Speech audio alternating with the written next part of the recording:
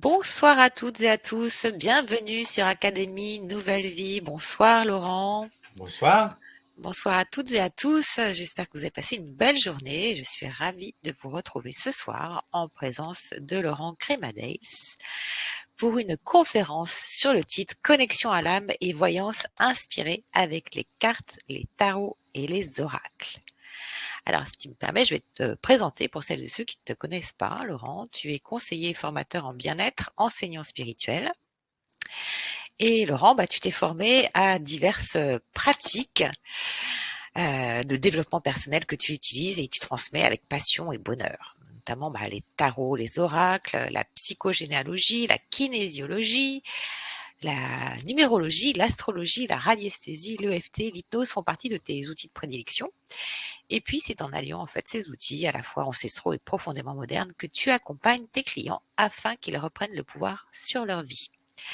Donc, tu es également féru d'ésotérisme et de médecine complémentaire et tu connais bien la médiumnité, le karma et les expériences de mort imminente, ainsi que les liens ténus qu'il existe entre les émotions de l'être humain et les maux du corps qui peuvent en découler. Alors ce soir, tu vas nous parler de connexion à l'âme et voyance inspirée avec les cartes, les tarots et les oracles. Et donc, lors de cette conférence, Laurent va nous transmettre ses conseils pour choisir des oracles, pour faire des lectures inspirées, mais aussi comment utiliser des oracles sans lire ni apprendre la signification proposée des cartes et en mettant votre intellect en retrait tout en nourrissant votre intuition pure. Et puis aussi comment poser les questions à l'oracle permettant d'enclencher plus facilement des changements de vie qui sont tant attendus. Et puis Laurent vous montrera donc comment il pratique ses lectures d'âme avec plusieurs tarots oracles et en guise d'exemple, tu nous proposeras en direct pour un ou deux auditeurs une lecture de son âme gratuite avec un oracle pendant 5 minutes. Voilà la présentation et maintenant je te donne la parole pour compléter cette courte présentation. Et puis je vous souhaite à toutes et à tous une belle soirée. Merci. Merci Anne-Laure. Bonne soirée à vous. J'espère que tout va bien, malgré la chaleur relativement présente dans toute la France, plus ou moins. C'est encore rien par rapport à ce qui nous attend. Mais voilà, écoutez, oui, j'avais envie de parler d'un sujet qui me semblait intéressant et différent. C'est-à-dire que moi, j'ai connu le tarot quand j'étais enfant, les oracles. Et c'est vrai que ce que je voulais vous proposer aujourd'hui, c'est voilà, se dire, on peut utiliser les oracles, mais de manière intuitive, sans livre et sans chercher à les interpréter, mais juste en regardant l'image. Donc le principal, c'est d'avoir un support imagé pour pouvoir laisser venir, j'allais dire, les mots, les images, selon comment on est, visuel, auditif, kinesthésique. Il n'y a pas besoin d'être médium. Alors, c'est pas contradictoire avec le fait de connaître un oracle. Il vaut mieux commencer et le faire avec un oracle qu'on ne connaît pas, qui n'a pas trop d'écrit, où il n'y a pas un nom, où il n'y a pas une mythologie derrière qui nous influencerait fortement. Si on connaît très très bien le tarot de Marseille, par exemple, et qu'on a une mythologie plus ou moins marquée, positive ou négative, avec certains arcanes, eh bien peut-être plutôt essayer avec un oracle qu'on ne connaît pas.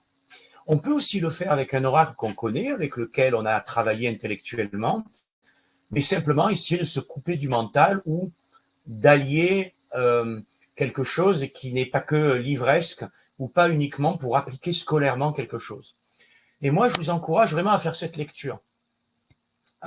Et j'aide les gens à se centrer, j'allais dire, à avoir des pratiques aussi en amont et pendant qu'ils le font, pour que leur créativité, leur confiance aussi, une forme d'intime conviction, on se laisse aller sans se juger, parce qu'il y a souvent derrière le vilain surmoi parfois, même s'il est nécessaire pour pas faire de grosses bêtises dans notre vie, mais face à des talents ou face à une connexion intuitive, il faut arriver à se laisser aller et à laisser de côté, j'allais dire, le juge intérieur, parce que le juge ment, il ment souvent, et il va souvent nous faire croire de mauvaises choses.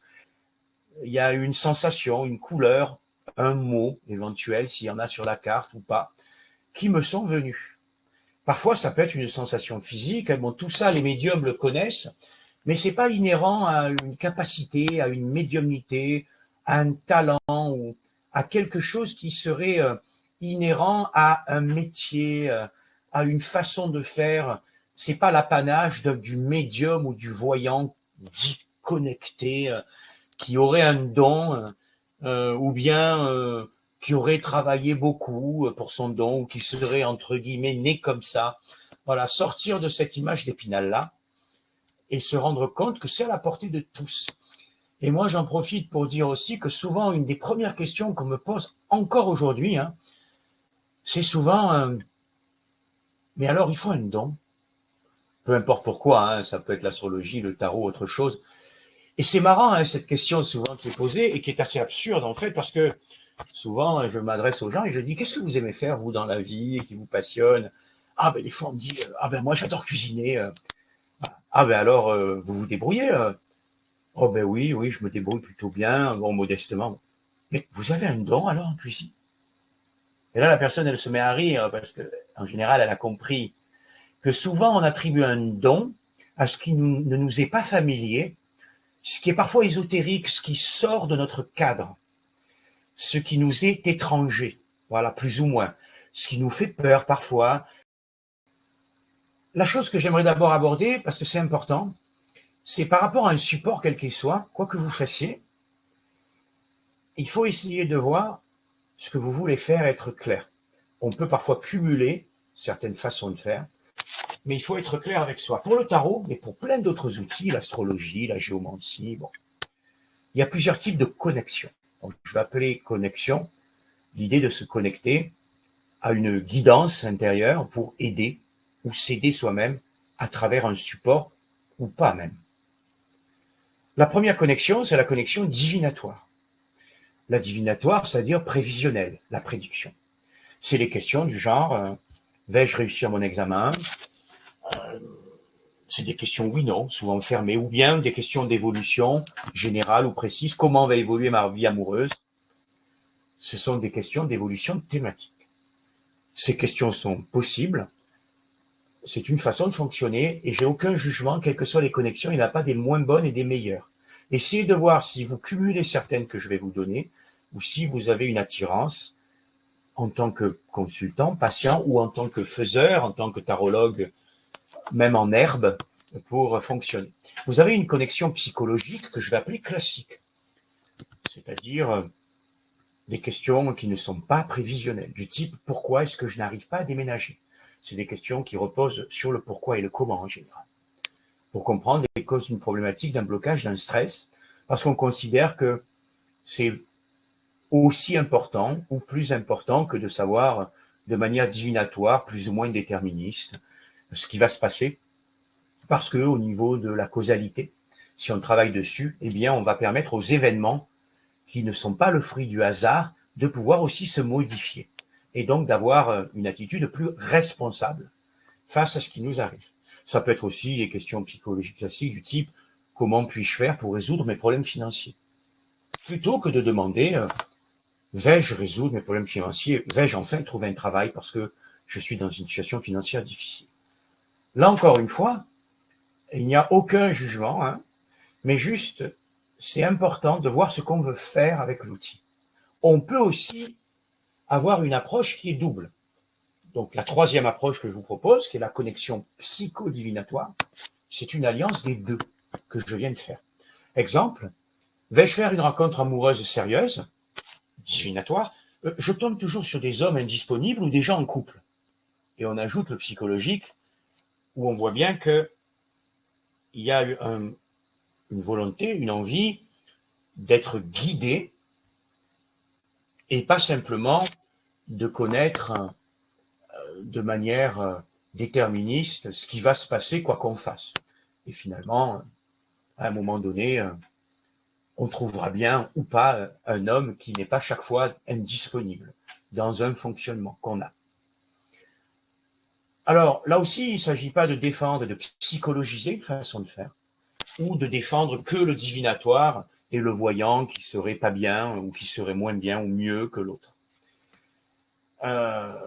mais juste prendre conscience de ça. Comment va évoluer ma situation professionnelle, divinatoire, mais un ajout dans la question, j'espère obtenir une mutation, mais je ne suis pas sûr de vouloir l'accepter, et je me demande si je ne ferai pas une guidance qui va être proposée pour la personne, pour la rendre responsable de ce qui se passe, même inconsciemment.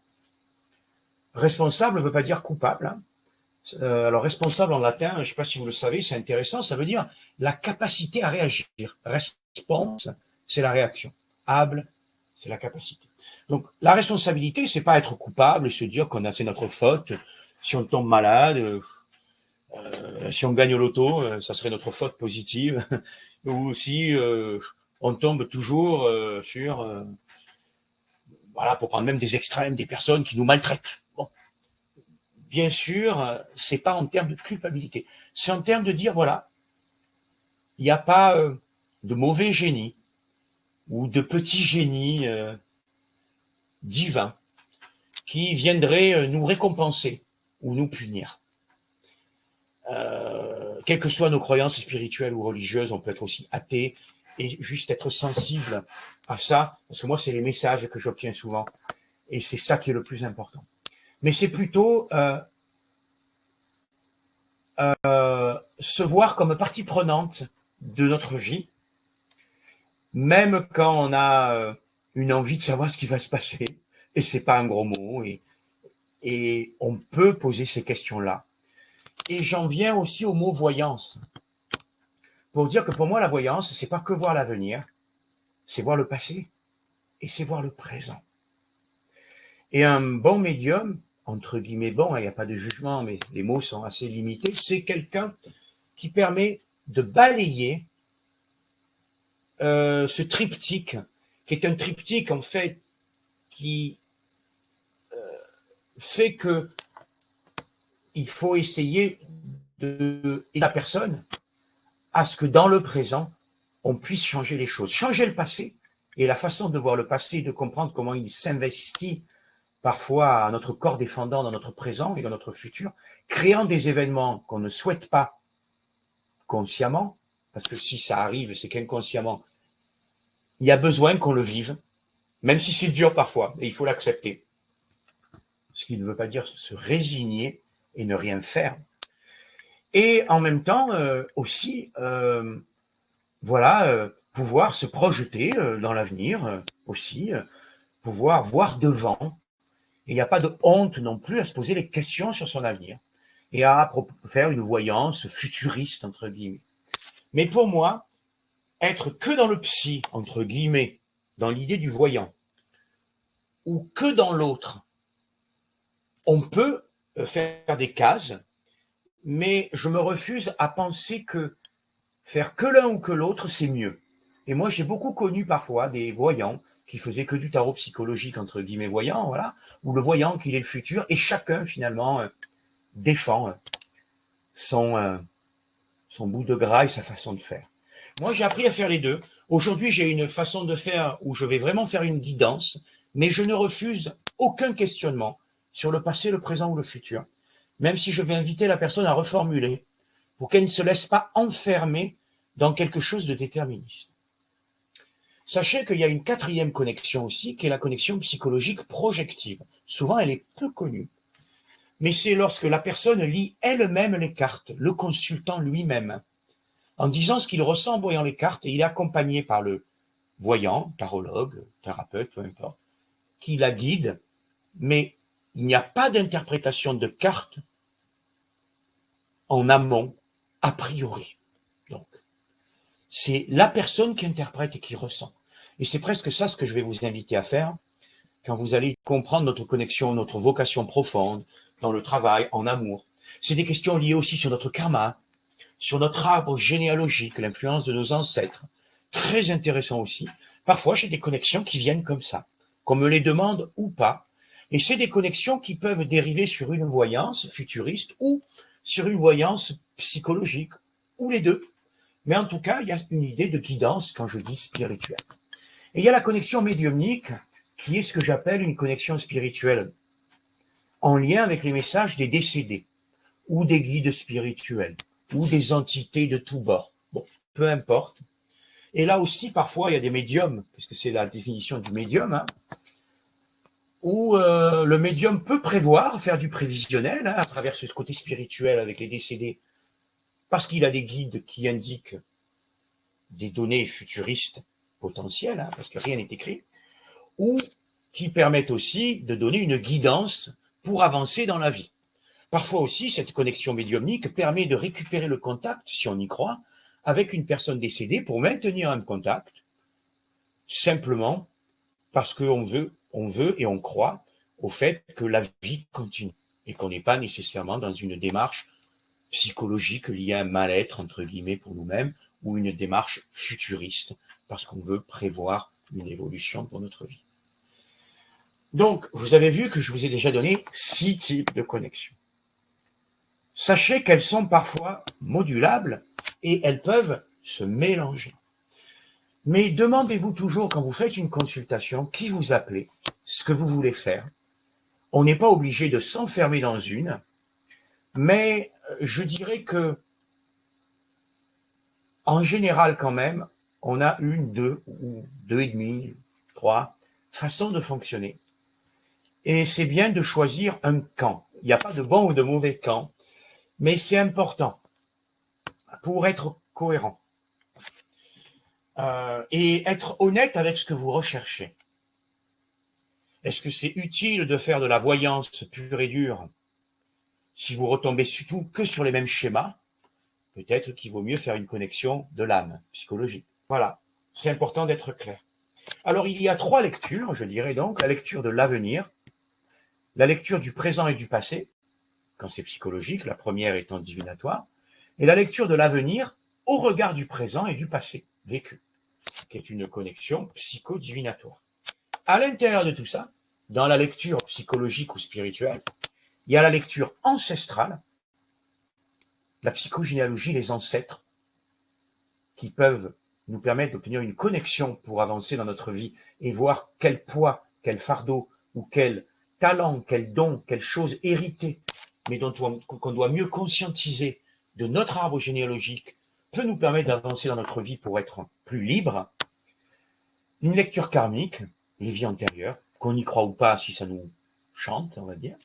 Et une lecture akashique, je ne vais pas développer aujourd'hui, c'est un mélange de l'ancestral et du karmique, qui sont toutes les mémoires de toutes nos vies, qu'elles soient humaines et pas humaines, qui nous permettraient d'accéder à des informations importantes de nos vies futures potentielles, mais aussi de la bibliothèque de nos vies passées, pour pouvoir être guidés en mode guidance et vocation profonde de qui on est.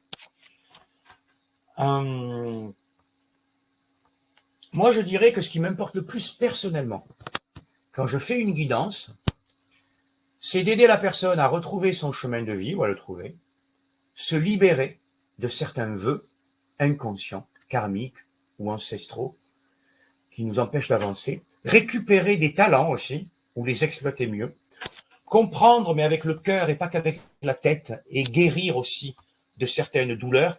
Certains connaissent peut-être les 5 blessures de Lise Bourbeau, je ne vais pas les répéter, bon, l'abandon, la trahison, bon, il y en a d'autres, qui sont des blessures émotionnelles aussi, qui permettent de mettre le doigt dessus et de faire des liens avec des événements pour avancer et nous libérer.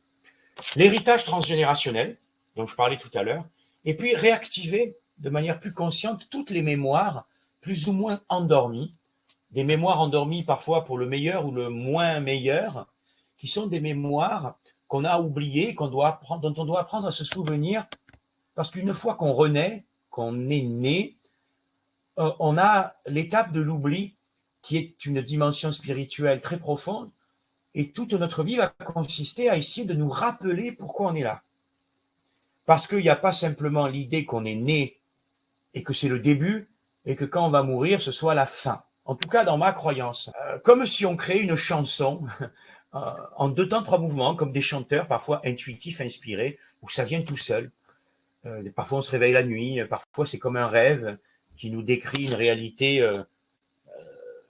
incroyablement juste. Donc, ça peut même nous arriver parfois pour des choses qu'on n'imaginait pas dans notre quotidien. Et moi, je crois beaucoup à la poésie. pas la poésie nécessairement dans l'étude analytique de ce qu'est la poésie, mais pour moi, la connexion liée à un outil, que ce soit le tarot ou autre chose, elle est poétique. Ça ne veut pas dire nécessairement qu'il y a des rimes, hein. Ça peut être de la poésie en vers libre, ça peut être de la prose, ou de la poésie en prose, bon, peu importe. En tout cas, il y a quelque chose qui est dans une forme de beauté, entre guillemets, parce que c'est très subjectif, ou quelque chose qui donne une dimension qui n'est pas juste intellectuelle ou informationnelle dans le message, qui va toucher la corde sensible. Et c'est ça que j'encourage et que je vous encouragerai à faire lors de l'atelier, en vous donnant des techniques en amont et pendant vos connexions, quel que soit votre outil. Je vais vous le montrer pour le tarot, mais pour certains qui lisent des thèmes astraux, qui font les runes, ou qui ont d'autres outils en mode intuitif, essayez de favoriser ça en allant au-delà de la connaissance intellectuelle qui est très noble, hein, des symboles, ou de ce que vous avez appris à travers la connaissance, les savoirs, pour passer dans un savoir-faire et un savoir-être inspiré, inspiré voulant dire qui vient d'une sorte de respiration, d'inspire intuitif, connecté. Et on n'a pas nécessairement besoin d'avoir une connexion consciente ou inconsciente d'ailleurs avec le bon Dieu, avec un guide spirituel ou avec sa mamie décédée qu'on a tant aimée. Ça n'a rien à voir. On peut être même profondément plombier. C'est une façon de parler, bien sûr, ça n'a rien à voir avec le plombier dans l'absolu. Et être très incarné dans l'incarnation profonde. Être très concret. Avoir, comme on dit, la foi du charbonnier, comme on dit. Et être profondément connecté. Et on peut se connecter par le corps, dans les sensations. On peut se connecter par l'ouïe, avoir cette clairaudience, ce ressenti. Par la vision intérieure. On peut le faire les yeux ouverts, les yeux fermés. On peut le faire en mode écriture automatique. Parfois, les mots viennent dans la tête et on bouge la main consciemment. C'est ce qui est mon cas quand j'écris. J'ai pas la main qui bouge toute seule pour moi. D'autres ont la main qui bouge en mode automatique s'ils écrivent. Il n'y a pas de façon de faire. Et ce qui est le plus important, c'est de pas se comparer. Pas avoir de préjugés. Pas penser, parce qu'on est allé voir un site internet et plein de médiums et de personnes peuvent partager. Moi-même, je vais vous partager ma façon de faire. Il n'y a pas une façon de faire. Comme un sport, on aurait un outil, une raquette. Il y a 1001 manières de tenir une raquette. 1001 manières de courir bien. 1001 manières de faire. Après, il y a des conventions mentales qui sont conseillées. Il y a une démarche qui peut être favorable. Évidemment que pour jouer au tennis, il vaut mieux prendre une raquette de tennis qu'une raquette de tennis de table ou une raquette de squash. Mais dans l'absolu, j'ai envie de vous dire, au-delà de l'outil que vous choisissez, c'est toujours vous qui êtes le plus important. Ce qui compte, c'est pas l'outil, c'est la personne qui est en état de lumière, c'est-à-dire vous-même, en état de lien pertinent et confiant, serein, joyeux aussi, avec de l'humour. Parce que l'inspiration, c'est prendre le risque de faire n'importe quoi. Ce qui ne veut pas dire qu'il n'y a pas de cadre. C'est cette idée de... Ils ne savaient pas que c'était impossible, alors ils l'ont fait. C'est Mark Twain qui disait ça. C'est l'idée aussi que l'intuition, c'est... ça doit être votre guide, pas juste un serviteur fidèle. C'est votre guide. Donc, pour moi, c'est ça. Alors, si Anne-Laure, tu veux bien, on pourrait montrer des exemples que je t'ai transmis de tarots qui sont évidemment tout sauf une liste de courses, sauf un vadémécum où il faudrait aller acheter ça en magasin, parce que c'est tout sauf ça. N'hésite pas également, bien sûr, si ça te semble pertinent ou pas, même si moi, je découvre un peu depuis maintenant, là, au fur et à mesure, potentiellement certaines questions. Je vous ai mis des exemples. Bon. Moi, c'est ceux avec lesquels je travaille le plus. J'en utilise d'ailleurs essentiellement 3 parmi ceux-là, le plus souvent. Et parfois même, je fais choisir au consultant, face cachée au hasard, entre guillemets, au hasard, ou face ouverte, quel oracle ils veulent choisir. Ça peut être intéressant que vous aussi, vous le fassiez. C'est-à-dire ce côté créatif, ce côté l'élan du cœur. Vous pouvez aussi le choisir vous, en âme et conscience, selon ce que vous sentez ce jour J, avec un consultant ou avec vous-même.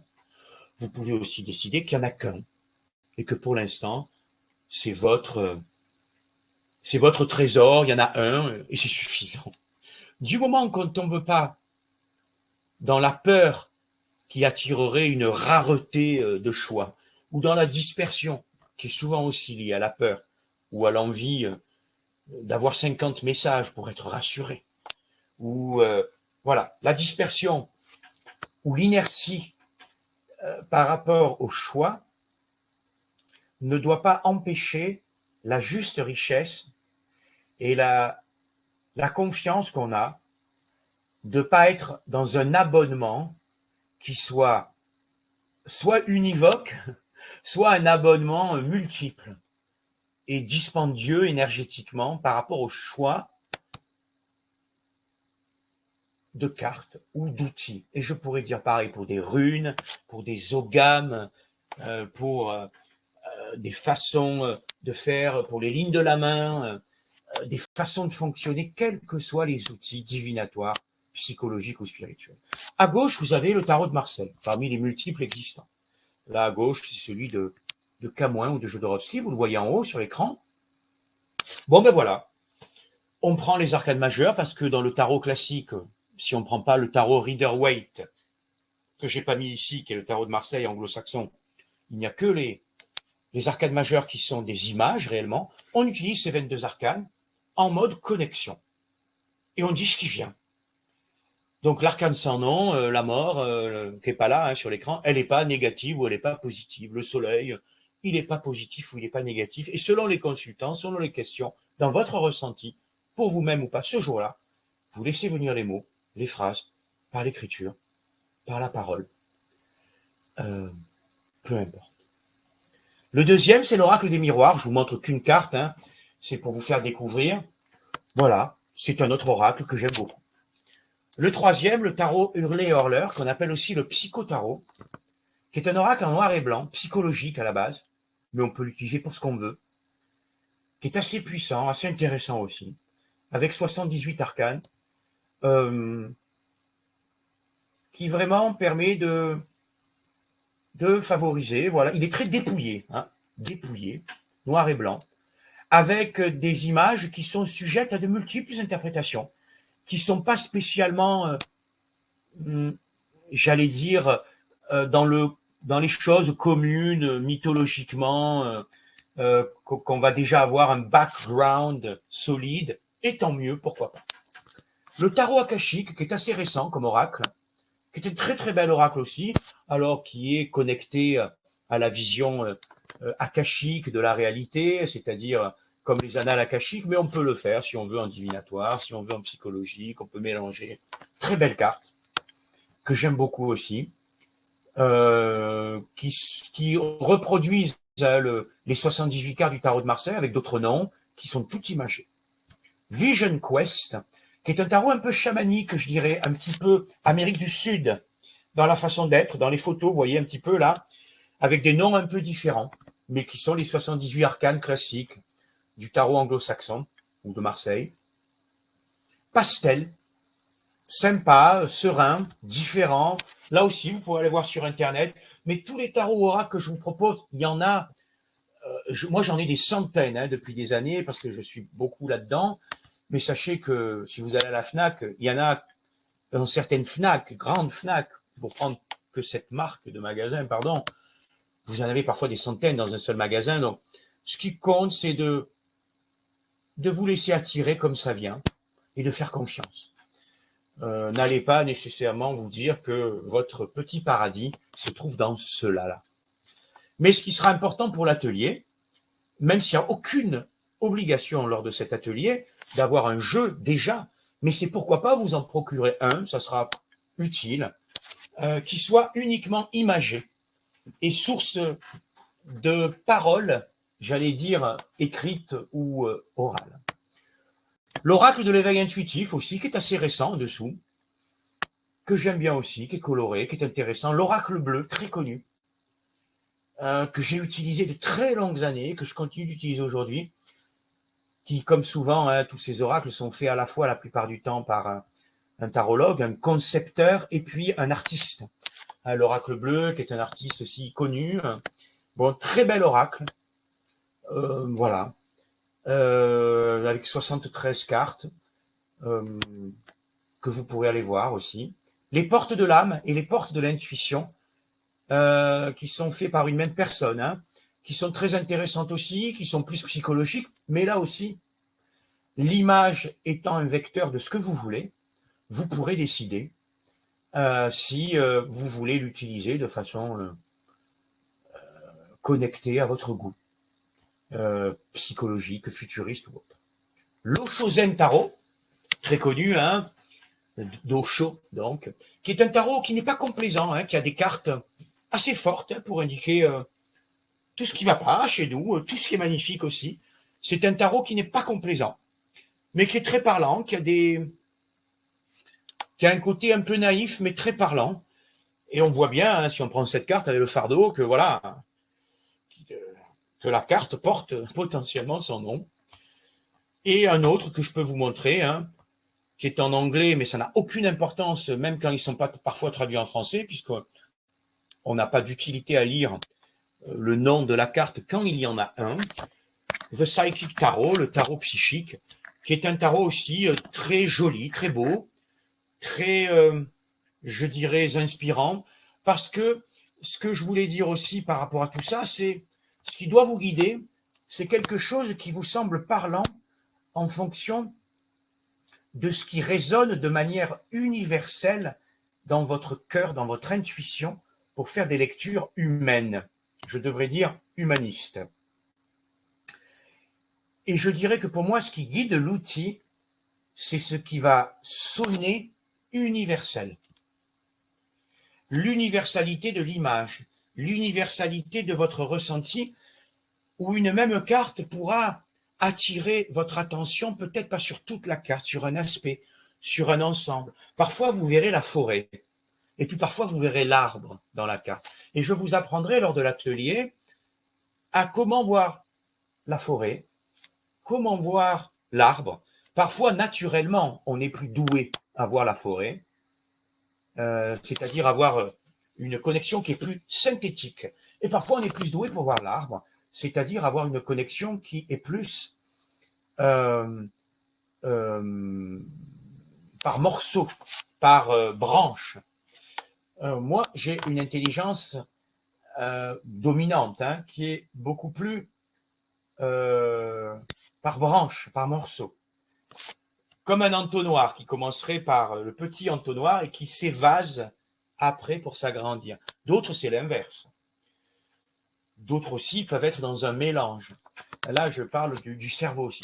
Je vous apprendrai aussi à ressentir quel est votre fonctionnement lors de l'atelier, comment aussi se préparer dans des pratiques physiques, dans des pratiques énergétiques simples, dans des choses simples mais originales, pour vous préparer, ou si vous faites déjà des connexions, vous êtes déjà tarologue, pour approfondir ça. Et l'idée, c'est de mettre au placard le livre.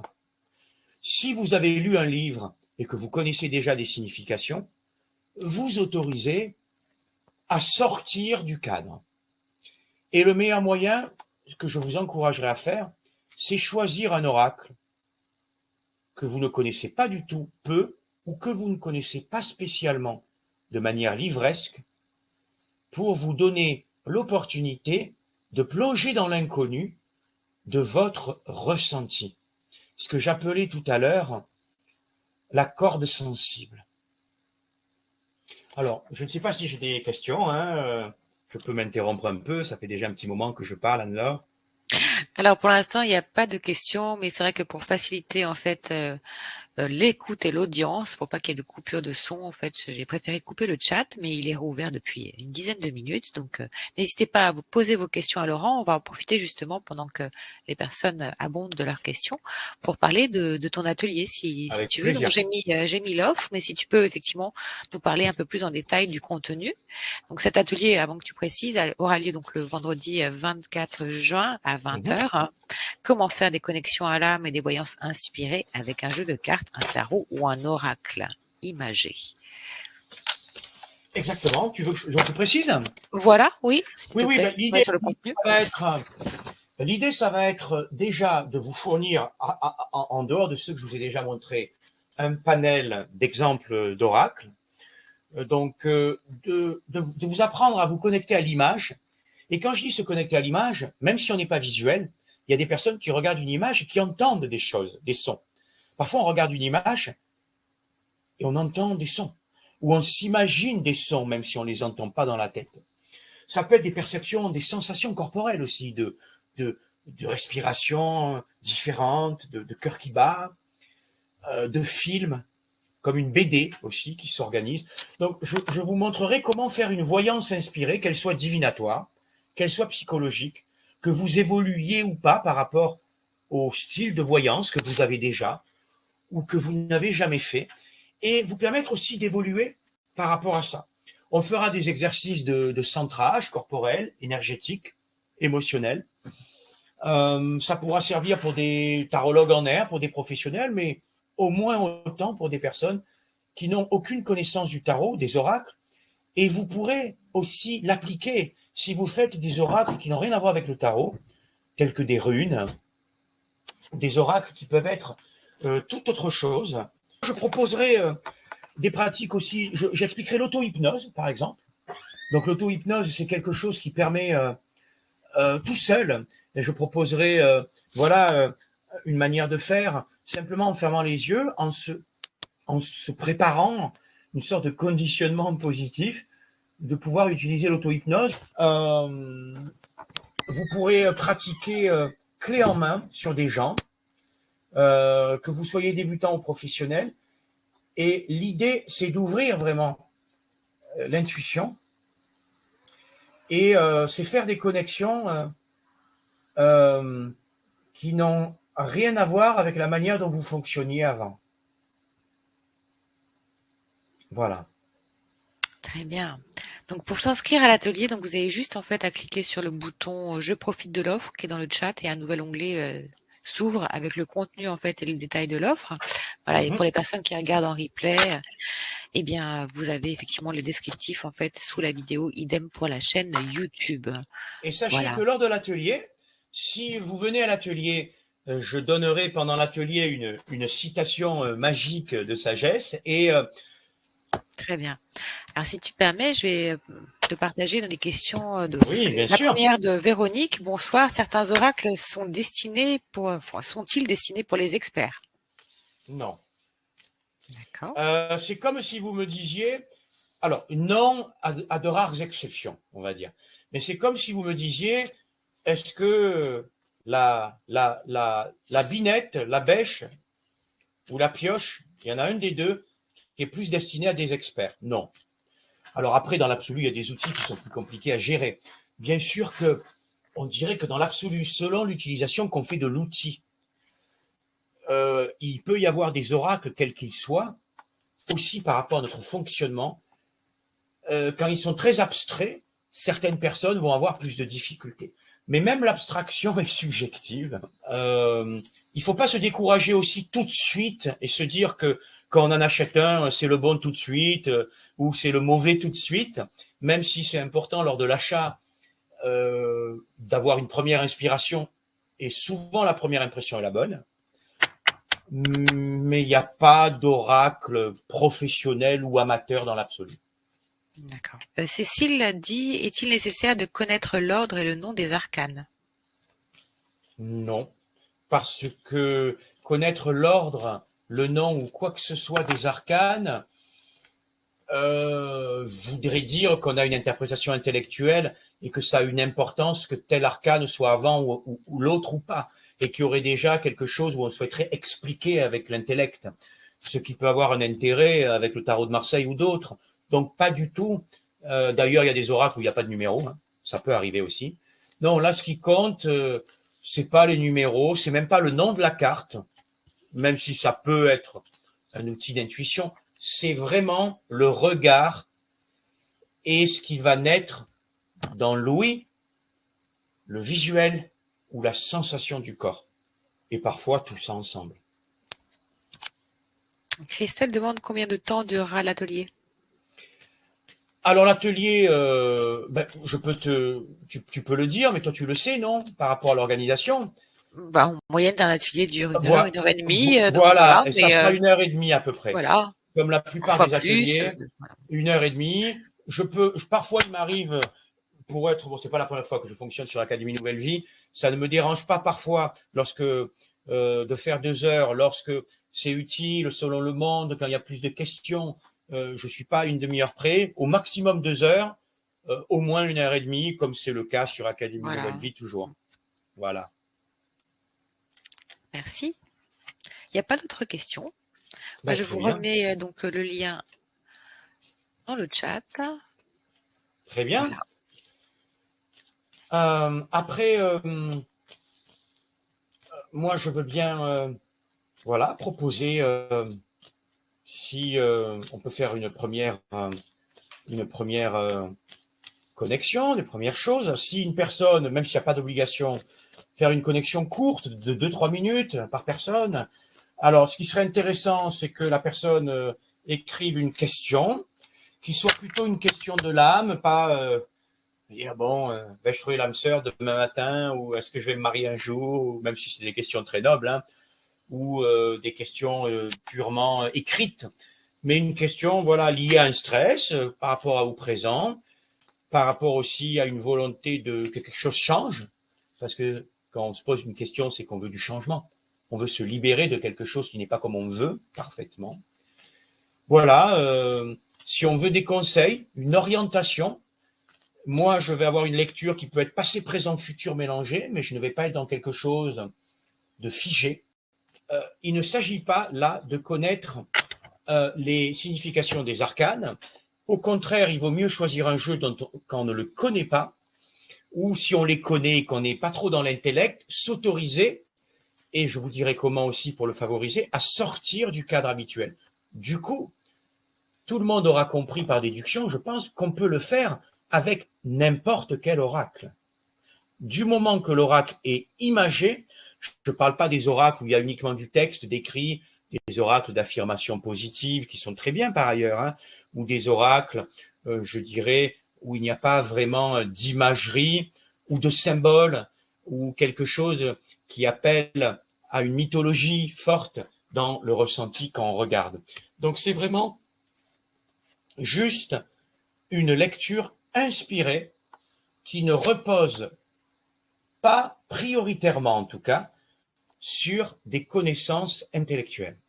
Et c'est là justement l'intérêt, parce que ça vous permet d'être plus dans l'émotionnel, plus dans les sensations, et d'être probablement dans quelque chose qui va permettre à vous-même et à la personne de sortir un petit peu d'elle-même, de sa zone de confort, dans la bienveillance aussi, bien sûr, et d'être dans quelque chose, je dirais, qui n'est pas, je dirais, ce qui est classique et qu'il faut dire parce que la carte est sortie et que cette carte, elle veut dire ça et que de toute façon, si elle est sortie, c'est que c'est pareil pour tout le monde.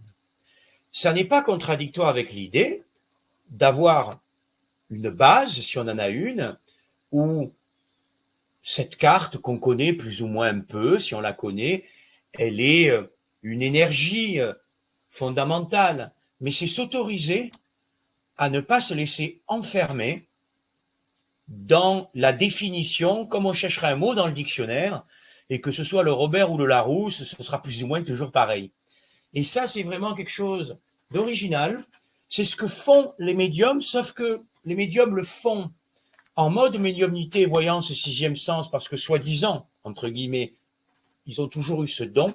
Là, je vais vous apprendre à le faire sans être médium ou voyant, entre guillemets, sixième sens, et vous dire que tout le monde peut le faire s'il se fait confiance. Comme vous pourriez prendre un crayon de couleur, un feutre, et décider de dessiner comme ça vient, sans chercher à réfléchir à ce qui se dessine. Mais l'atelier sera une initiation, comme tous les ateliers sur Académie Nouvelle Vie, suffisamment intéressante pour vous permettre, si vous persévérez plus ou moins, de pouvoir facilement développer ça et arriver à le faire conformément à qui vous êtes après l'atelier. C'est surtout un changement de paradigme. Voilà. C'est-à-dire, tiens, j'accepte d'être un non-sachant, d'être devant une page blanche, qui n'est pas blanche, et en fait, j'écris sur ce qui vient. Et même quand il ne vient pas quelque chose, il y a toujours quelque chose qui se manifeste, même maladroitement, dans un ressenti. Et ce n'est pas nécessairement limité à des mots. Parce que là, encore une fois, on n'est pas dans le commentaire. Ça va pas être dans le « Oh, ben là, tu vois, cette carte, elle veut dire ça. Ah, ben là, tu vois, voilà, c'est le soleil. Oh, ben, alors là, bon, ben, alors oui, ben ça, tu vois, ça veut dire, il y a deux personnages, ils se prennent dans les bras. Oh, ben écoute, aie confiance, l'amour, il est peut-être pas loin, là. C'est lumineux, regarde, ça brille à la carte, tu vas pouvoir rencontrer quelqu'un. » Ce qui peut être une lecture tout à fait raisonnable. Voilà. Mais c'est une lecture, je dirais, qui est figée, parce que chaque fois qu'on va poser l'amour, si on a cette carte en résultat, eh bien, on va faire la même interprétation positive. Et finalement, on n'apportera pas une guidance particulière et on sera dans quelque chose d'assez figé. Et puis, à d'autres moments, on ne sait pas pourquoi, si on ne réfléchit pas, on va peut-être se dire, voilà, il y a un mur à franchir. Tiens, tu pleures. Parce que les larmes, tout à coup, vous allez voir le soleil qui pleure. Mais je vous dis pas, là, je l'invente. Hein. Je n'ai pas prévu, j'ai personne en face de moi. Et selon les jours, selon mon ressenti, cette carte va faire que certaines choses différentes vont venir. Le soleil pourra représenter un nouveau lieu, tiens, partir en voyage au soleil ou déménager au soleil. Ou... Il y a le mur aussi derrière. Voilà. Une personne qui va nous aider en lien, voilà, et pas juste dire, sous prétexte qu'on pose une question sur l'amour, que c'est la réconciliation et l'amour est au rendez-vous, ce qui est l'interprétation générique et tout à fait audible du soleil dans les arcanes majeures. Voilà, quand il est en tout cas positif, si on ne voit cette carte que positivement dans la méthode classique, de la lecture classique. Mais là, il s'agira de ne pas se limiter et aussi de faire confiance à l'alliance des cartes qu'on va tirer, à ce qu'on ressent. Voilà. Très bien, merci. Donc, tu vas pouvoir choisir parmi le chat les personnes. Avec plaisir. Alors, dans le chat, je vais aller à la fin. Alors, peut-être que dans le chat, parce que là, je vois pas de questions encore ou de choses, j'ai pas bien vu. Ah non, il y a énormément de questions. Hein. Alors, les questions, moi, je vois le bonsoir. Pourquoi je vois pas la suite alors? Il faut que tu glisses avec ta souris, en fait, et tu remontes jusqu'en haut. Alors, jusqu'en haut. Ah oui, d'accord, ça y est, je vois. Ah oui, j'y vois, ça y est, pardon.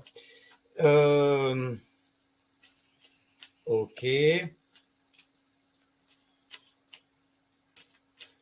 Alors, très bien. Est-ce que je peux demander à Anne, est-ce que la formation que je suis en train de suivre me correspond? Je vais aller là-dessus, j'ai choisi, voilà. Est-ce qu'elle peut me donner, si ça la dérange pas, sa date de naissance qu'elle écrit? C'est juste pour me connecter, je n'en ai pas besoin, et sinon, ça n'est pas grave. Donc là, je mélange les cartes, j'ai choisi là, j'en ai plein près de moi, hein. J'ai choisi l'oracle des miroirs, voilà, je peux, avec ce dos-là, voilà. Je vais voir ce qui vient, et je vais faire une petite connexion. La connexion va parler à « je ». comme si Anne, c'était vous qui parliez de vous-même. Donc, ça va être un jeu. Voilà. Je vais commencer, même si Anne, vous ne mettez pas la date de naissance. Merci, ça y est. Est-ce que la formation que je suis, est-ce que vous pouvez juste m'indiquer quelle formation, Anne? Juste que j'ai une idée de quoi vous me parlez. Quelle formation que vous êtes en train de suivre vous correspond ou pas? Et après, on fait le questionnement. 28 mai 1957, j'ai bien noté Anne.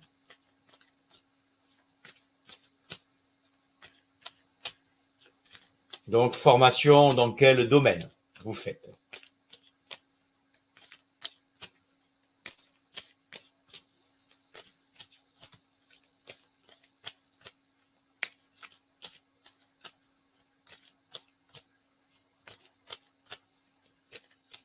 D'accord, en énergétique. Alors, on y va. J'ai arrêté de mélanger quand j'ai tout reçu. Ok. Anne, voilà, là, j'en ai fait 3. Je continue. 4. Je ne sais pas quand je vais m'arrêter. 5.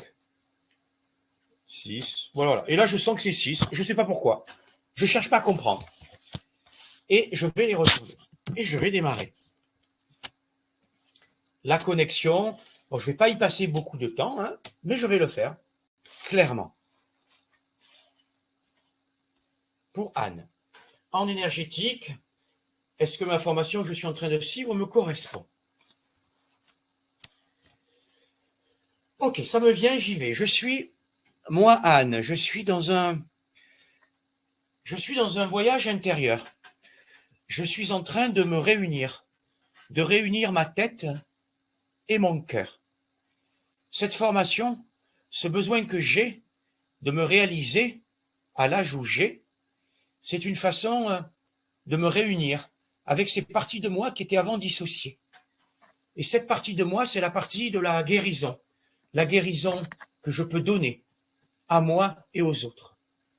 Maintenant que je suis davantage guéri de ma vie, que j'ai connu beaucoup d'allers-retours, beaucoup de choses qui m'ont fait reculer puis réavancer, mais dans un mouvement parfois compliqué, m'a amené aujourd'hui à être prête, comme si j'avais éliminé mes dettes psychologiques, mes dettes familiales.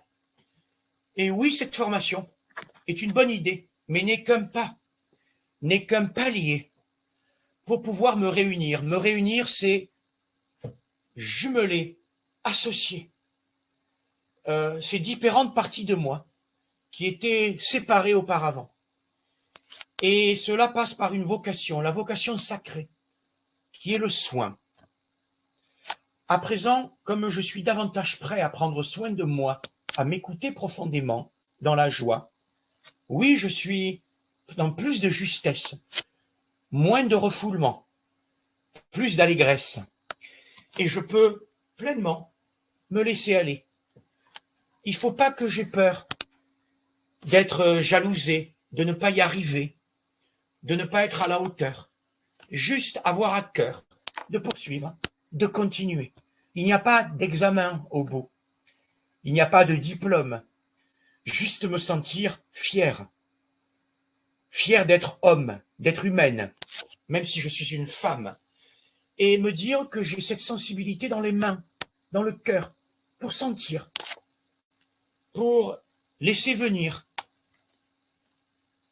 et naître à autre chose.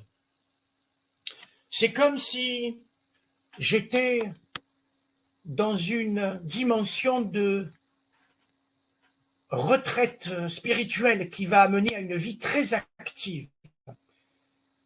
Certainement pas une vie de retraité poussive. Il m'est maintenant demandé de réellement prendre mon épée, cette épée bienveillante, de cette guide que je suis, de m'auto-guérir, mais surtout de proposer activement auprès des autres. Je n'ai pas besoin de finir cette formation. Je n'ai pas besoin d'être au bout d'un processus. Je peux dès maintenant faire avec ce que j'ai, avec ce que je sais, avec ce que je sens. Mais oui, c'est juste. Fais-me faire confiance, même quand je frustre, même quand je doute. Il ne faut pas que je marque-boot. Juste voyage. Dynamique de groupe aussi à créer, à honorer dans cette formation. Me sentir pleinement légitime pour sentir que ce don-là est comme un outil ultime qui va accompagner encore de nombreuses années, si je le veux bien, avant de me réincarner et de poursuivre tardivement ce que j'ai commencé. Mais il n'est jamais trop tard pour devenir ce que nous aurions pu être. Là, il me vient une citation, parce qu'on me montre quelqu'un d'autre, mais je ne sais plus qui c'est. Je ne pourrai qu'apporter cela aux autres par rapport à cette formation. Pas d'erreur de casting, poursuivre avec fermeté et sérénité. Voilà Anne. Une autre question. Je veux bien s'il y a des remarques, sinon je continue. Alors je regarde les questions, ce qui me vient pour une deuxième. Je vois vraiment par rapport à ce que je ressens. Je ne choisis pas par rapport à ce qui m'arrange ou parce qu'il y a des bonnes ou des mauvaises questions.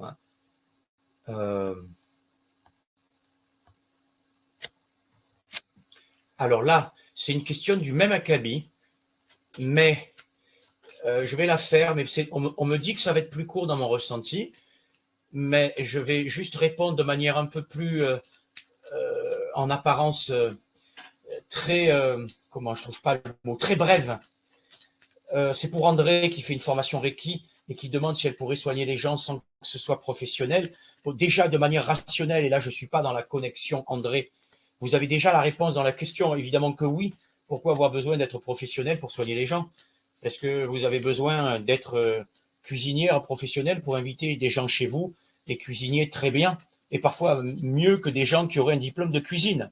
Donc vous savez déjà que la question elle est absurde, mais je le dis avec beaucoup d'humour et de tendresse, entre guillemets, mais votre question est formulée comme ça, parce qu'il y a un manque de confiance ou quelque chose qui n'est pas aligné, ou qui est dans la peur.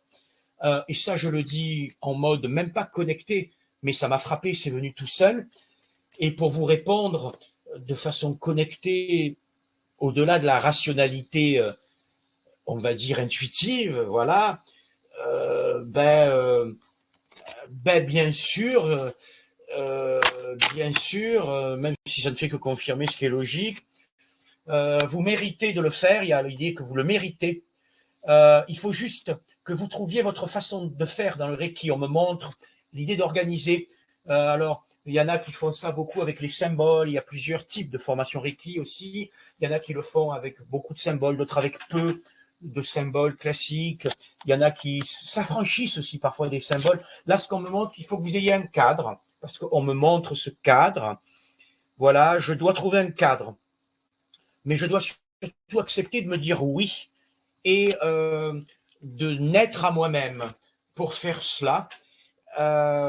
Aujourd'hui, je fais ce que je veux, profondément. Je ne suis plus le rejeton obéissant de mes parents. Oh, c'est un peu violent, mais c'est humoristique, c'est pas méchant. Je ne suis plus le rejeton obéissant de mes parents qui a longtemps fait ce qu'il devait, ce qu'il fallait. Aujourd'hui, je m'élève, je m'affranchis et j'écoute la trompette énergétique de ma vie qui me demande d'écouter cette envie. Le Reiki, c'est mon envie. Je fonce. Juste avoir confiance dans le cadre, car j'ai besoin d'être rassuré. Ce n'est pas parce que je suis dispersé, mais c'est parce que j'ai des peurs et que j'ai besoin de mettre les petites roues du vélo pour être sûr de ne pas tomber. Comme si j'étais encore un bébé Reiki.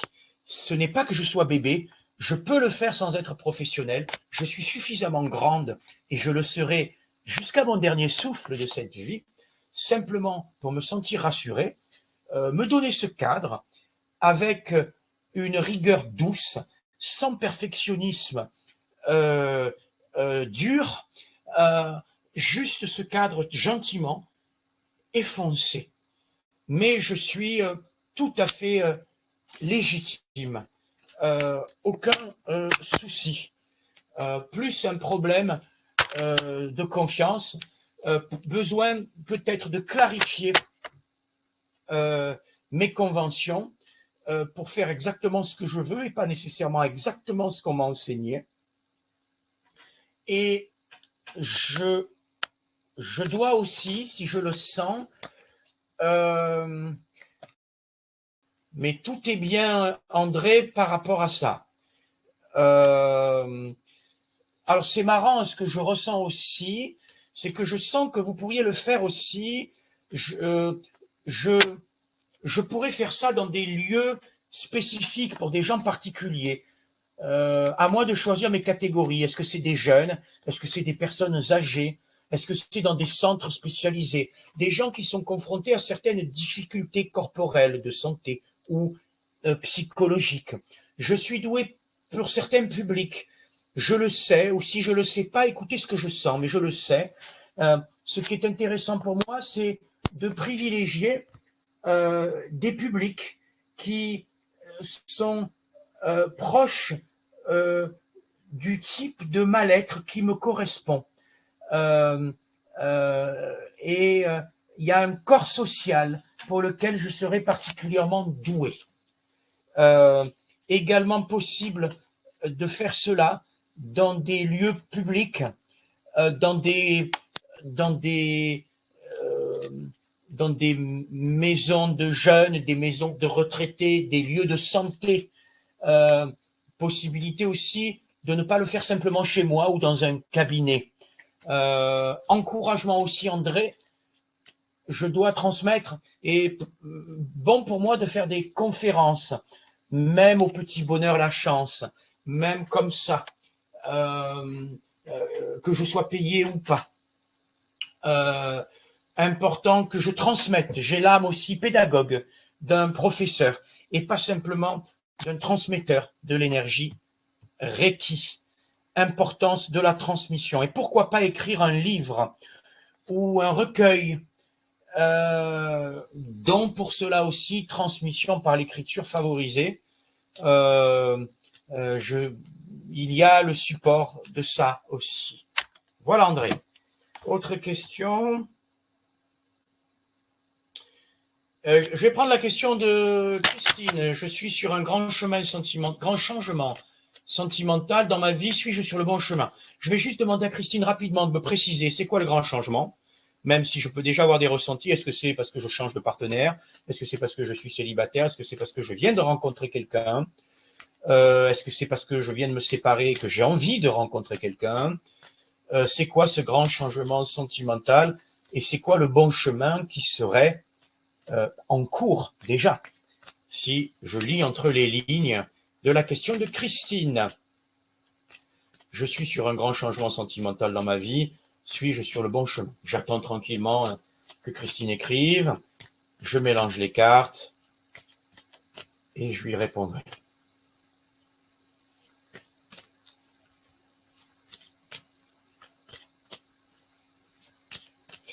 Et pendant ce temps, Céline peut me donner sa date de naissance, si elle veut bien, pour le partir au Québec. Juste une date de naissance, parce que je sens aussi que je suis attiré par cette question. Voilà, j'attends Christine. Bon, si elle ne veut pas donner de date de naissance, bon, c'est dommage. J'espère qu'elle m'entend ou qu'elle n'est pas partie. Et je veux bien après lui répondre. Pareil pour Céline avec la date de naissance, parce que je vais partir au Québec.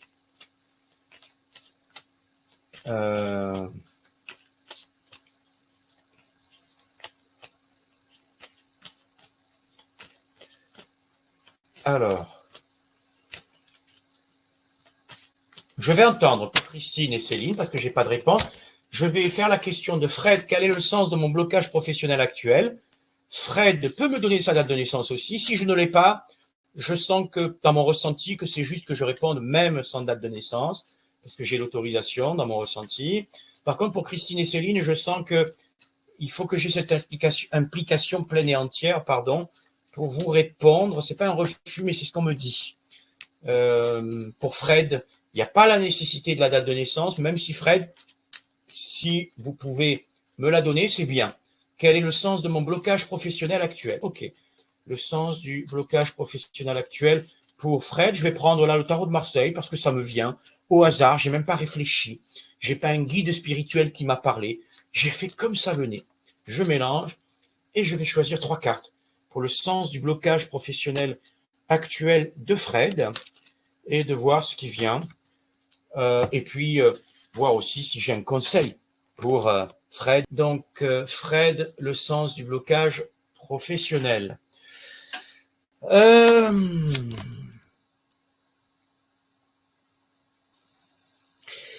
Je suis dans une problématique où mon âme me demande d'écouter mon âme créative. Je suis un être créatif et artiste, au sens propre ou au sens figuré. Grande créativité refoulée en moi depuis mon enfance, depuis des années. Et ce blocage vient du fait que je n'écoute pas encore profondément mon envie, le rugissement de mon corps, de mon cœur, comme si je devais écouter mon instinct. Je suis un être d'instinct. Je ne suis pas un gratte-papier, sans jugement de valeur. Je suis quelqu'un avec une dynamique de cœur. Et quel que soit le métier que je fasse, il doit y avoir de la créativité, il doit y avoir de l'artistique, peu importe à quoi je me suis formé, je dois percer là-dedans. Par une autre formation, une adaptation, quel que soit l'âge que j'ai, ou simplement en ayant l'audace et en me faisant confiance dans ce qui est déjà là. Grande créativité refoulée, grand potentiel, grand charisme par la créativité et l'art, que ça passe par le relationnel, que ça passe par le soin, peu importe, mais c'est ça qui crée le blocage. Comme si j'étais dans quelque chose de trop convenu, quelque chose qui ne me correspondait pas dans mon âme et dans mes désirs profonds. Du coup, ça bloque, ou ça ne bouge pas vraiment. Mais c'est pas simplement que ça ne bouge pas parce que mon métier n'évolue pas, c'est plutôt beaucoup plus profond, c'est plutôt l'idée qu'il faudrait changer de crèmerie et faire une révolution vocationnelle, comme un autre changement de vie, comme quelqu'un qui partirait ailleurs. Je dois écouter cette femme à l'intérieur de moi, cette féminité, cet instinct, pas rester attaché au schéma familial lourd, attaché à des schémas pas joyeux, pas créatifs, pas reconnaissant de cette puissance créative. C'est comme si j'avais besoin d'hurler. Je gère mon travail. Je suis une gestionnaire de ma profession. C'est pas ça qui m'est demandé. Aujourd'hui, me donner le droit de créer ma vie, et si je n'ai pas d'idée, ou si j'ai peur, ou si j'ai des préjugés, travailler sur moi et comprendre, sentir surtout, tout ce potentiel en moi que je ne vois pas, ou que j'ai peur surtout d'actualiser et que je laisse en friche au fin fond du puits de mon cœur et de mon corps encore cadenassé. Confiance, l'énergie de changement est là, mais entendre que je n'en peux plus de ce blocage et que c'est au-delà d'un blocage. C'est lié à qui je suis et à ce pourquoi je suis fait. Je suis sur la bonne voie, même si je suis encore bloqué. Prendre le taureau par les cornes, aller au contact de là où je ne suis jamais allé. Me bouger, aller taper à des portes que même pas je ne m'imaginais, ou même pas je ne m'imaginais aller. Me surprendre, être une ado que je n'ai pas été, m'amuser, être fier de moi, m'envoyer des fleurs et l'abondance d'un choix éclairé et épanouissant surviendra. Confiance en moi. Confiance en moi. Je suis capable de l'entendre. Oui, l'entendre. Voilà. Céline, je reviens à vous. C'est Céline ou c'est... Oui, c'est Céline. 16 septembre 72. Et Céline, alors je vais récupérer la question, parce qu'évidemment, ça se bouscule un petit peu. C'est pas une critique au portillon. Est-ce que je vais partir au Québec? Oui. Là, j'ai la question. Est-ce que Céline, vous pouvez me donner un petit contexte sur le départ attendu au Québec lié à une mutation, ou qu'est-ce que vous attendez? Qu'est-ce qui rend la question pas évidente sans rentrer dans les détails? Pour vous, Céline, au-delà du oui et du non, même si moi je vais sentir les choses. Et pour Valérie, dans l'absolu, que voyez-vous pour mon avenir de vie n'est pas une question. Il faut poser une question précise, être clair et pas être dans un truc générique qui n'a pas d'intérêt. Il faut écouter son cœur et poser une question claire et précise. C'est important. Quel est mon potentiel énergétique aussi? Pardon pour Ilia, c'est très vaste, c'est très intéressant, mais c'est très abstrait. Votre potentiel énergétique, c'est pas intéressant de savoir si c'est un potentiel énergétique puissant, pas puissant, pour faire quoi? Pourquoi ça vous intéresse? C'est quoi le but de votre question? Ok, Céline, reconversion professionnelle, reprise d'études, d'accord, et Céline, 16 septembre 72. C'est clair pour moi. Bon, je sens, Céline, une solitude sur vous, surtout quand vous étiez enfant, c'est pas grave. Est-ce que c'est parce qu'il n'y a pas eu de communication? Est-ce que c'est parce qu'il y a eu un divorce? Je ne sais pas. Mais je sens cette idée de solitude, cette idée d'être un peu à part, un peu différent, et que la reprise d'études et le fait de partir à l'étranger, que vous, bon, peu importe le résultat pour l'instant, mais je ressens, avant de tirer les cartes, je ressens quelque chose lié avec le fait d'assumer l'originalité, votre spécificité, quelque chose lié à, voilà, oui, lié à ça. Alors, il y a un verdict, je ressens le verdict un peu, reconversion pro, comme s'il y avait un questionnement, voilà, par rapport au départ au Québec. Et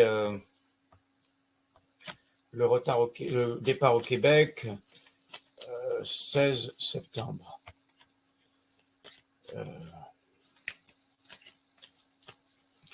Alors, moi, ce que je ressens, déjà, au risque de me tromper, je ne sais pas au niveau de la temporalité où vous en êtes, mais je sens plus l'automne ou l'année prochaine, le printemps de l'année prochaine, qu'un départ pour Céline de partir dans autre chose, d'oser le changement. Au-delà de Québec, pas Québec, reconversion, voilà. Il y a un truc à faire. Effectivement. L'étranger est là, très clairement, et le verdict est positif. Céline, est-ce que vous voulez des enfants ou est-ce que vous en avez déjà? Est-ce que vous pouvez me répondre rapidement quand vous voudrez bien? Et je me concentre sur le Québec, sur partir et tout ça. L'idée d'enfanter ou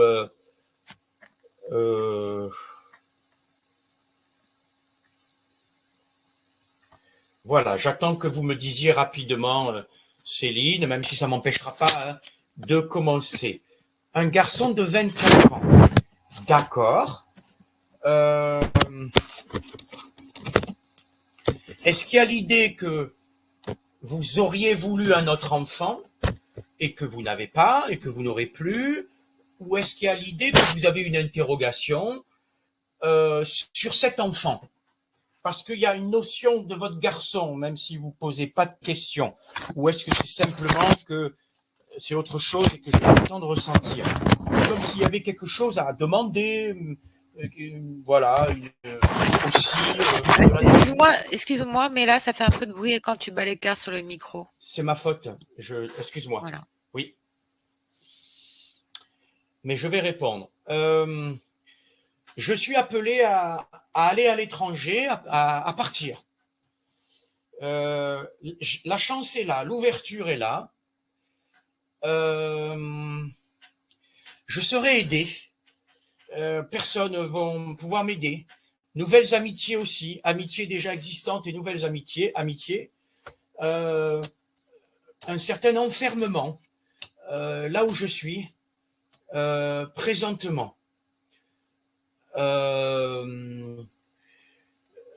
Québec devrait se faire, pas tout de suite, plutôt plutôt possible, pas tout de suite, mais ne pas m'inquiéter, opportunité se fera au Québec ou ailleurs, mais Québec, oui. Peut-être pas exactement au Québec, là où je pense, où j'imaginerais, ajustement à faire, adaptabilité à faire, mais ouverture est là, chance est là. Me faire confiance, importance du changement, de la transformation, car sentiment d'insatisfaction dans l'état actuel des choses. Marie-Claude, pour votre guidance pour la souffrance et la rupture amoureuse, ce que je ressens, j'ai pas le temps avec les cartes, mais que là c'est compliqué là parce que ce que je sens, et c'est pas du tout pour que vous consommiez, pardon, hein, mais c'est que là il y a un réel truc, un travail à faire, que c'est réellement, c'est pas deux cuillères de cuillère à peau. Et en tout cas, ce que je ressens, c'est que même s'il n'y a rien d'écrit, il faut apprendre à sortir de cette situation amoureuse. Vous savez très bien, je peux me tromper, hein, mais vous savez très bien au fond de vous que malgré le lien fort, c'est pas cette personne-là. Et au-delà du fait de se sentir trahi, je ressens qu'il faut faire le deuil, qu'il faut passer à autre chose, Marie-Claude. En tout cas, je ressens qu'il ne faut pas être dans l'attente et que si ça doit repartir, eh bien, c'est pas maintenant et qu'il ne faut pas laisser aller votre vie à volo, effectivement, et il faut vous reconstruire. Et vous verrez bien plus tard, mais à court ou moyen terme, et dans l'absolu, je ressens qu'il faut accepter que c'est terminé au moins partiellement. Parce qu'on ne sait jamais ce qui peut se passer dans 10 ou 20 ans et l'avenir n'est pas écrit. Marie-Claude, ce qu'on me dit pour vous, c'est voilà, je dois maintenant réfléchir, voilà, passer à autre chose, vivre ma vie dans la joie et accepter de regarder ailleurs. Même si je suis pas prêt à rencontrer quelqu'un d'autre, même si je me sens encore fortement lié à cette personne, et ne pas me laisser assombrir dans une attente éperdue. Je fais confiance à cette séparation douloureuse qui m'indique un choix plus sage vers une situation de deuil, avec des guillemets, à faire de là où j'en suis. L'accepter,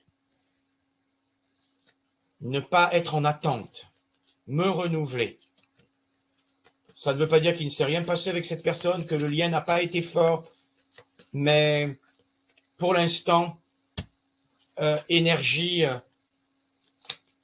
qui n'est pas en adéquation avec ce dont j'ai besoin. La personne n'est pas prête, et moi non plus. J'aspire à autre chose. Me renouveler. Courage, Marie-Claude. Accepter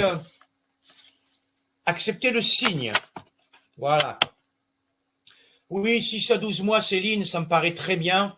Et ça colle avec l'automne minimal et plutôt le printemps que je voyais pour l'année prochaine. Suis-je sur le bon chemin en quittant mon mari? Ben, j'ai envie de vous dire, si vous le quittez, de toute façon, c'est votre chemin, si vous avez pris la décision. Mais je veux bien répondre, ok. Est-ce que Christine est sur le bon chemin? Elle quitte son mari. Suis-je sur le bon chemin Ok. En tout cas, c'est le moment. Si je puis me permettre, c'est un moment d'évolution, de changement. C'est comme si c'était un nouveau cycle. Il faut saisir la perche. Ça, c'est sûr. C'est ce qu'on me montre. Alors, la connexion.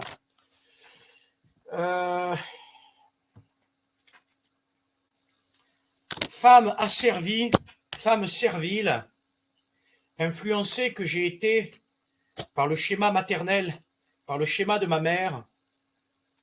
Aujourd'hui, je réfléchis, longtemps attendu, et je veux me libérer.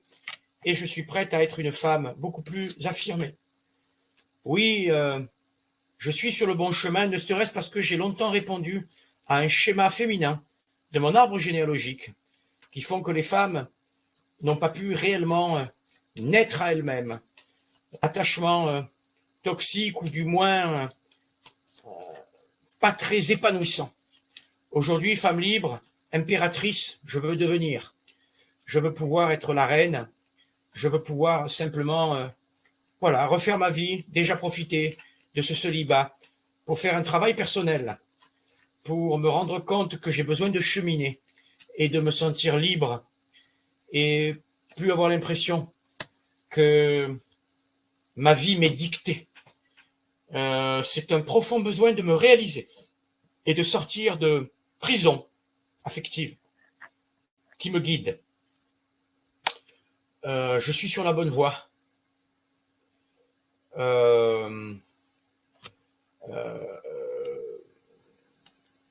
Mais long chemin encore et travail à faire, car à présent, il va falloir que je me prenne en main pour, en étant seul, je puisse, libre, entre guillemets, de mon mari, je puisse me faire confiance et cheminer. Juste choix. Choix déjà fait, choix qu'il était temps d'être fait. Enfin.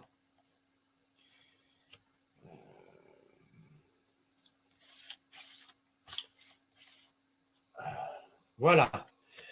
Ne pas rester seul pour autant. Revoir aussi les personnes proches de moi. Nouveaux amis, nouvelle évolution, nouvelle sortie. Une nouvelle jeunesse aussi à conquérir. Comme si je devenais une autre femme, que je rajeunissais intérieurement, dans mon cœur, dans mon corps, dans ma tête.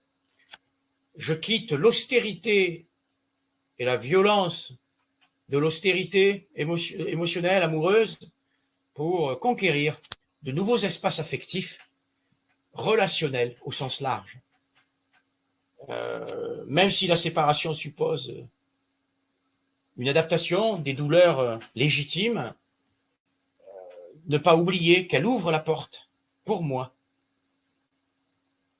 à de nouveaux interstices de joie qui se manifesteront petit à petit si je ne reste pas enfermé. Enfermé au sens voilà, de sortir, de changer de choses. Voilà tout le monde. Merci. Merci pour les questions, merci pour les réponses. Je vous remets donc le lien pour l'atelier de Laurent. Au plaisir de vous voir le 24. Et surtout, vous apprendrez à faire ça, vraiment. Et vous verrez qu'il y a des techniques, ma façon de faire. Voilà. Très bien, merci Laurent. Merci beaucoup. Une belle fin de soirée à tous. Merci et à beaucoup, Anne-Laure. Bonne soirée à vous. Ceux qui verront en replay. À bientôt. À bientôt et au plaisir. Merci bien. Au revoir.